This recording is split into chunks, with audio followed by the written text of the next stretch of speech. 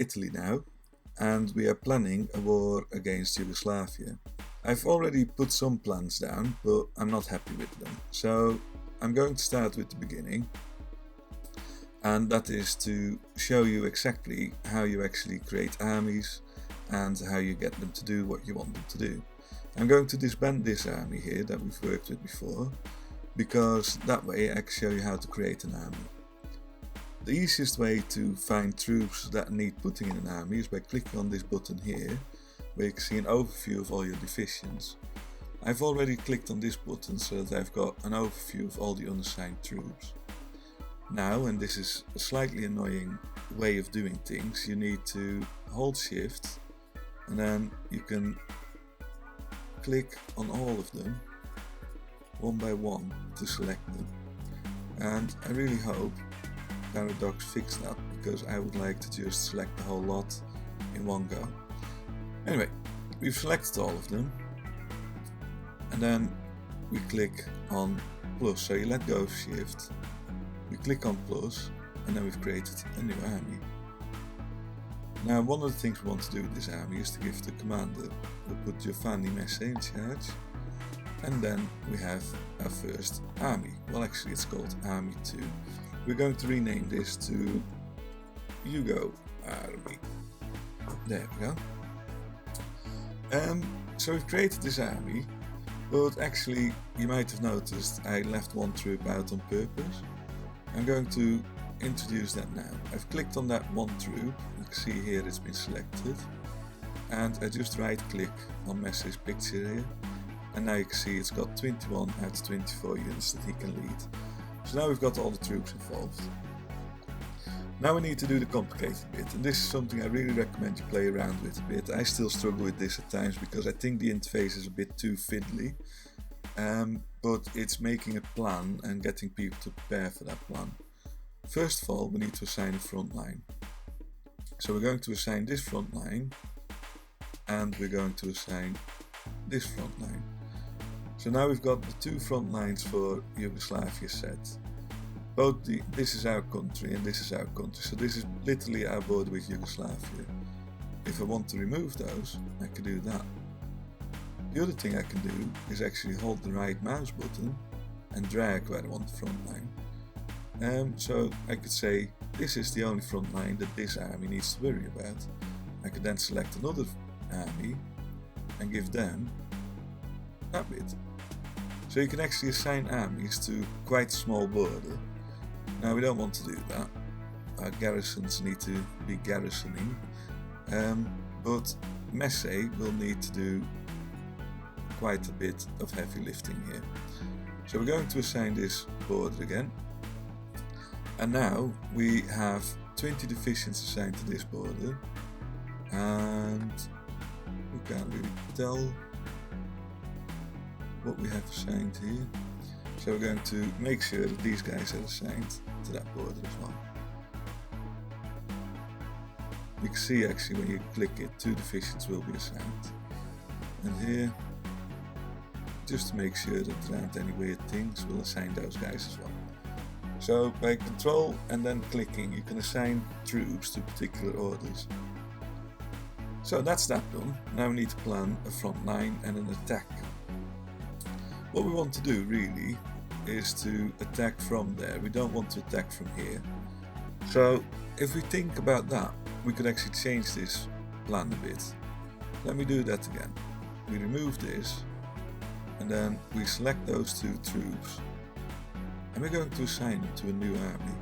It's really simple. You select them, you click there, new army. This army is going to do something different. They are going to garrison just this port. Now that means that they will dig in here, set up a defense and defend the port of, let's see, what's it called? Zara. So all they will do is defend. We've got some proper troops here, an Alpine division and an infantry division, so they should be okay holding that line. So now we've got 19 people in Messe's army, but we can always add more later. So what are these 19 people going to do? Well, they are going to attack. And if you look at the map here, You can see these rivers. Rivers are really difficult. They're easy to defend along. We do want to get Belgrade, but we don't necessarily want to cross too many rivers. So if we think about that, this seems to be a very sensible route. There's a victory point here, just as there's one there and there, but I think we can get those later if we need them. And it's only one river crossing into Belgrade. So we are going to draw a front line from, oh, not a front line, sorry, an offensive line from here into here, and that's that. But what will happen now is that they will push the wrong way, and I don't want them to do that. So the other line we're going to do is from here to there. Now, if you look at this line, you will see that there's more focus on the river. No, there's not.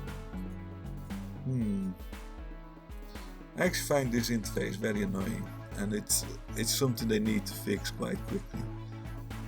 What we can do is do that, and then we can add another offensive line from there. So now they should fill in. Yes, that's what we want. So you actually have to create these small little lines to make sure you get somewhere.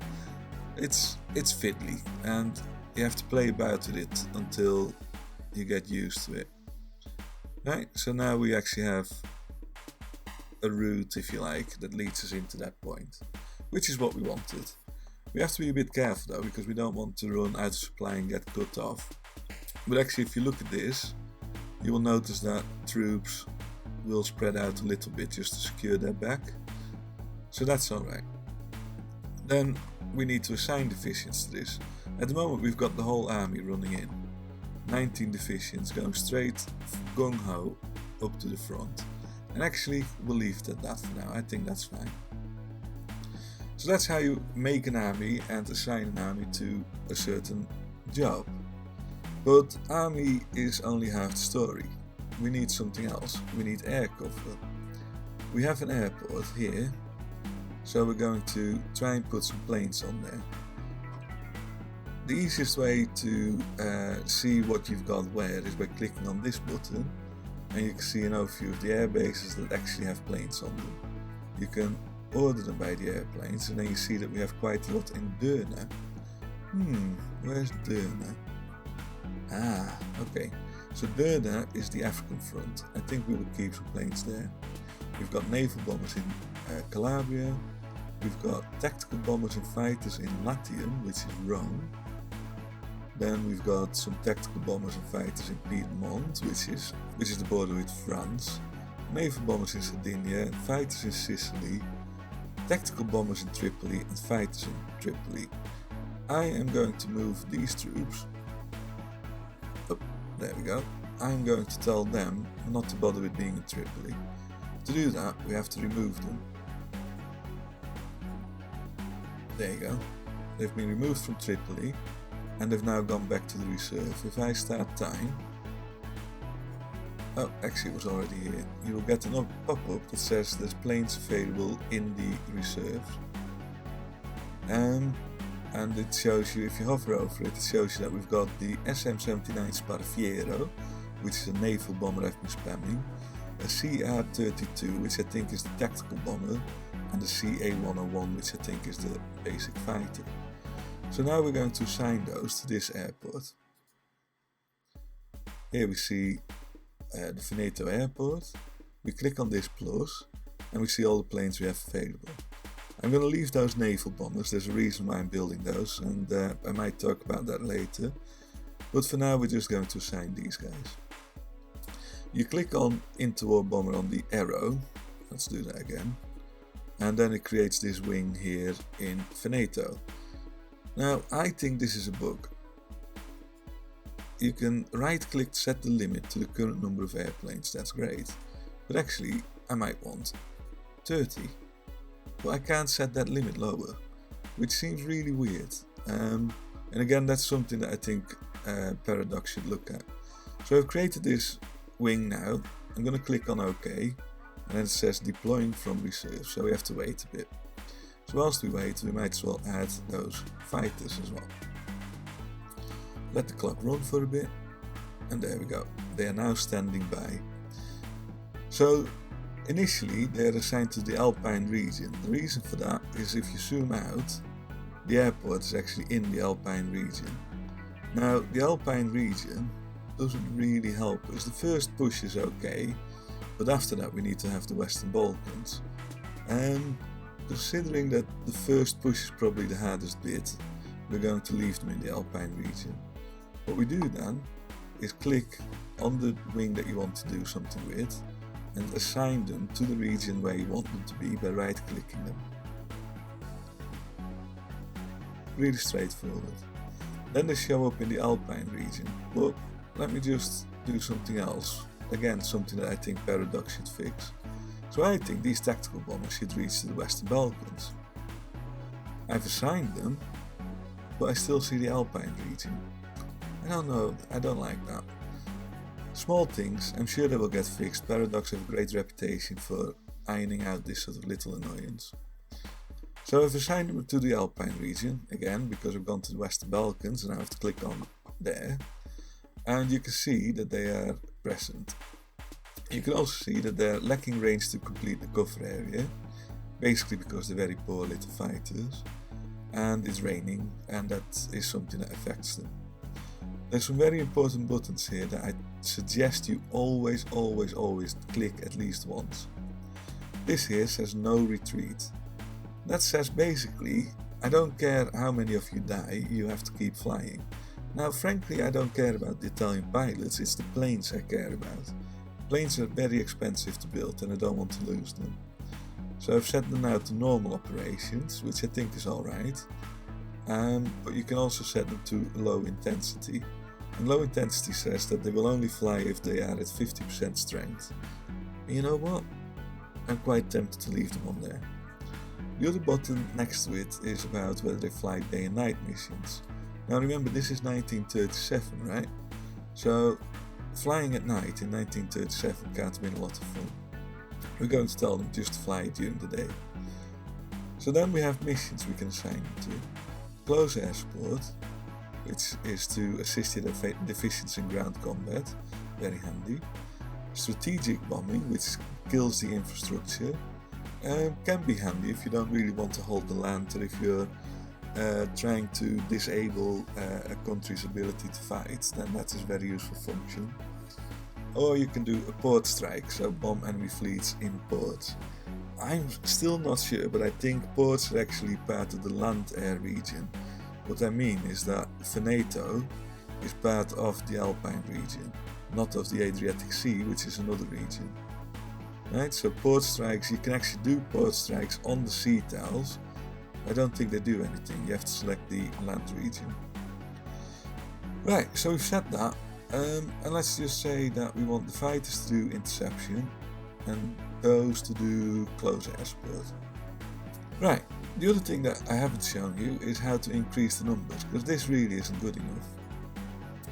If you click on that button again, you can now change it. You can lower it, which means that planes go to the reserves. Why you can't do that when you deploy the unit, I haven't got a clue. But you can also raise it, and I think Yugoslavia are likely to have about 300 planes. So we need quite a decent fighter wing here. I'm going to push this all the way up to 200.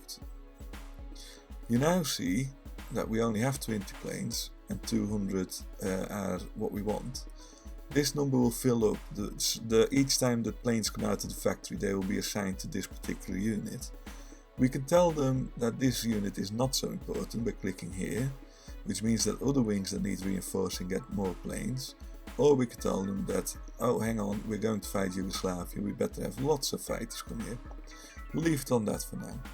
It also means that they get the newer planes. If we build newer planes, they will get those. And the tactical bombers we will set to about 100. There we go.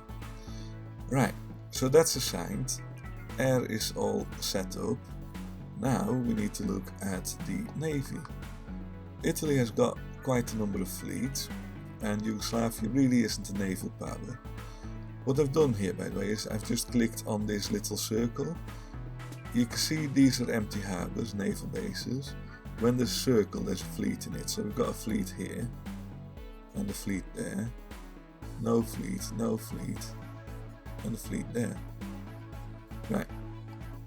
I want this fleet, which I called Squadra di Taranto, actually I think the game called it that, to have a mission. Up here you see these buttons that are patrol, search and destroy, convoy raiding and convoy escort, or halt. Now I want my ships either to patrol, which is a very wide formation. That means that the ships are spread out more, so you're more likely to find enemies, but you're less likely to get all your ships into combat. You can also do search and destroy, where they're actually very tight. They will sail in a small group, they will protect each other better, they're less likely to be damaged because they stay together as a group, but they also have less chance of catching up with enemy ships. Convoy raiding and escort really speaks for itself, and again you can see the tightness. Convoy raiding 120 and escort 90. I would think escorts were a bit tighter than that, but it doesn't matter. What we want to do is knock out Yugoslavia's navy as soon as possible. So we're going to do search and destroy, and we're going to right click on the Adriatic Sea. You see how it now goes green. Unlike planes, ships can actually cover more than one sea tile. So this unit is going to fight here, here and here. Oh, I need to click on the sea.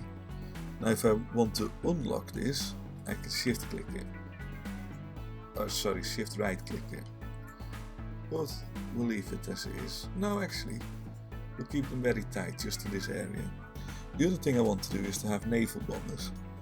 Now these naval bombers, I want to go and attack in the Adriatic as well. So again, I've right clicked on the Adriatic, click on the Adriatic again, naval strike, and that means that when we find the fleet we can actually take it out. So that in a nutshell gives you a lot of information about how to work with both the Navy and with air forces. There is a lot to be said about the tactics and how you want to do things, but because this is a beginner's tutorial I won't do that. I hope you've enjoyed it. I hope you've managed to learn something and to get some better understanding about the game, and I will try and make some more advanced tutorials, maybe even recording the war with Yugoslavia. Right, thank you very much. This was Dr. Klumber, and if you like this, please like and subscribe. It really helps me out. Thank you, bye bye.